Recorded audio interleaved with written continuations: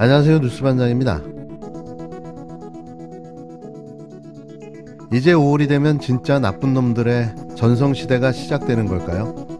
16일 문재인 대통령과의 청와대 면담을 4시간 앞둔 시점에 일방적인 취소 통보를 하고 아무런 일도 없다는 듯 종로 통인동으로 떼거리로 몰려나와 점심을 먹고 우르르 몰려다니며 영화 범죄와의 전쟁, 나쁜 놈들의 전성시대를 보는 듯한 장면을 연출한 윤석열 당선자의 행태를 보며 떠오른 생각입니다.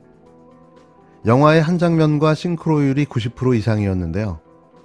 정당성 없는 대통령의 파란만장한 대환장 막장 국정 신세계가 곧 펼쳐집니다. 윤핵관 등 국힘당에서 임기가 보장된 검찰청장의 사퇴를 놓고 압박하면서 논란이 된 가운데 김오수 검찰청장은 법과 원칙에 따라 본연의 임무를 충실하게 수행하겠다라고 자신의 거취를 못 박았습니다. 사퇴는 없다는 거죠.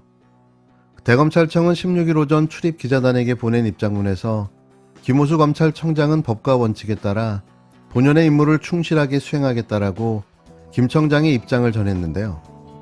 당선인 측의 전방위 공세에도 스스로 물러날 뜻이 없음을 분명히 했습니다. 김오수 검찰청장은 같은 날 오전 짧은 한 줄짜리 입장문을 통해 자신을 둘러싼 사퇴 논란을 일축했는데요. 윤석열 당선인의 복심으로 통하는 권선동 국힘당 의원이 방송에 나와 거취를 결단하라고 촉구하자 하루 만에 정면 돌파에 나선 겁니다. 김 청장은 이날 윤석열 당선인이 검찰청장 재임 시부터 줄곧 강조해왔던 법과 원칙을 그대로 반사하면서 사실상 법률이 정한 임기를 끝까지 채우겠다는 의지를 분명히 했는데요. 되로받고 말로 되돌려준 겁니다. 지난해 6월 1일 취임한 김오수 청장은 검찰청법에 따라 임기 2년을 보장받을 경우 내년 5월 31일까지 직을 맡게 되는데요. 현재 기준으로 임기는 절반도 채우지 못했고 1년 넘게 남은 상황인 거죠. 전날 핵심 윤핵관으로 불리는 권선동 의원은 MBC 라디오 김종배의 시선집중에서 김 청장이 자신의 거취를 스스로 결정해야 되지 않나라고 생각한다며 사실상 김 청장의 사퇴를 압박했습니다. 권선동 의원은 김 청장에 대한 발언이 개인적인 생각이라고 선을 그었지만 권영세 대통령직 인수위 부위원장과 김기현 국힘당 원내대표도 언론 인터뷰를 통해 김 청장에 대한 압박에 가세했는데요. 특히 김오수 청장의 신속한 입장 표명에도 윤 당선인은 별다른 언급을 하지 않아 갈등의 불씨는 여전할 걸로 보여집니다. 혹자들은 김오수 검찰청장이 즉각 사퇴하고 문재인 정부에서 새로운 검찰청장을 뽑아 2년 풀 임기를 윤 당선자와 각을 세우는 검찰청장을 심어줘야 한다는 우스갯소리까지 나오고 있는데요. 뭐 그것도 나쁜 생각은 아닐 것 같습니다. 자신이 저지른 일을 똑같이 당해봐야 아 이런 심경이었구나 하고 공감할 수 있을 텐데 말이죠. 모든 일에는 작용과 반작용이 있습니다. 자신이 아무렇지도 않게 한 행동이 결국 부메랑이 돼 자신을 위협하고 파국을 맞게 되는데요. 뿌린 대로 거둔다는 말, 자업자득, 인과응보라는 말이 결코 틀리지 않은 듯합니다. 이제 그게 윤 당선자에게 되돌아갈 차례입니다. 민주당에서 뭐 사퇴하라 이런 얘기가 나왔을 때에도 적절한 이런 메신저를 통해 가지고 막 흔들리지 말고 임기를 지키면서 소임을 다하라고 말씀을 전해 주셨습니다. 그리고 저는 제가 임기 동안 할 일 충실하게 하는 것이 임명권자에 대한 것뿐만이 아니라 국민들에 대한 책무라고 생각하고 흔들림 없이 제 소임을 다할 생각입니다. 국민 속으로 가겠다더니 벙커 속으로 들어가는 걸 선택한 윤석열 정부. 하는 짓마다 꼴불견의 가관도 이런 가관이 없습니다. 뭘 그리 바꾸고 뜯어고치려고만 하는 걸까요? 멀쩡하게 잘 있는 청와대를 왜 몇천억을 들여 용산으로 이전하려는 걸까요? 이게 풍수 문제입니까? 아니면 부동산을 띄우기 위한 전략의 일환일까요? 우리는 이런 뻘짓을 이명박근혜 때 이미 많이 봐왔습니다.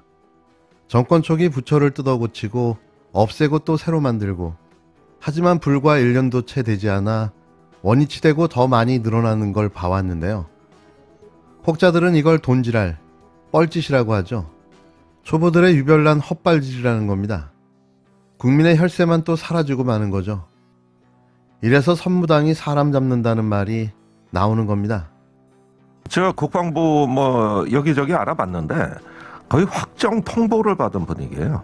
아, 그래요? 예, 실제로 와가지고 저 확정됐다 그러면서 그 집무실 치수까지 다 재고 그러면서 그 어디 뭐 그 사무실마다 용도 지정하고 뭐 이런 속도로 봤을 때 국방부는 말 한마디 못하고 그냥 눈 뜨고 당했다. 그러니까 마른 하늘에 날벼락도 이런 날벼락은 처음이라는 거예요. 뭐 북한군한테 그 저 당한 게 아니라 아군한테.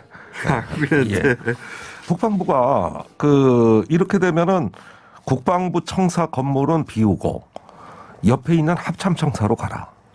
그러면 국방부 장관은 합참으로 갈 수 있겠지만은 거기 국방부가 굉장히 큰 조직이잖아요.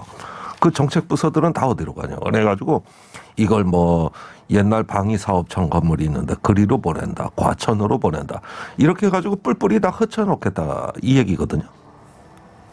국방의 브레인에 해당되는 것을 다 흩어놓는다는 거 아닙니까? 그렇습니다. 갈 데가 없으니까. 오랜 세월 집적시켜 놓은 것을. 예.